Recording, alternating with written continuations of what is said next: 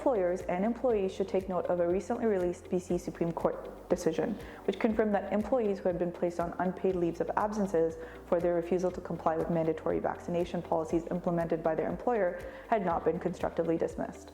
This is what happened in the recent case of Parmar versus Tribe Management.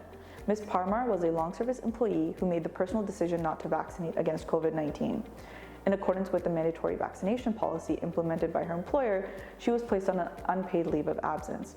Shortly thereafter, Ms. Parmar resigned from her employment and commenced a claim alleging that she had been constructively dismissed by being placed on the unpaid leave.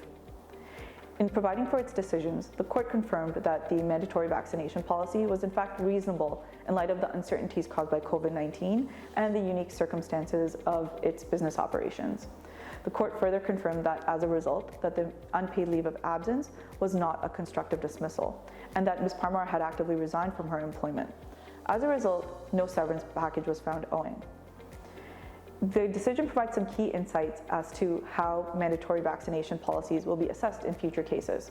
Firstly, the court found that these policies need to be reasonable, not perfect, in order to be enforceable.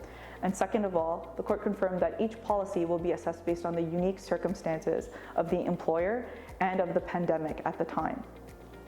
Employers should take note that this decision is limited to those employees who had been placed on unpaid leaves of absences. A future court decision will have to determine whether those employees who had been terminated for just cause for their refusal to comply with these policies have been wrongfully dismissed. If you or your organization would like more information about this case, please feel free to reach out to a member of our team.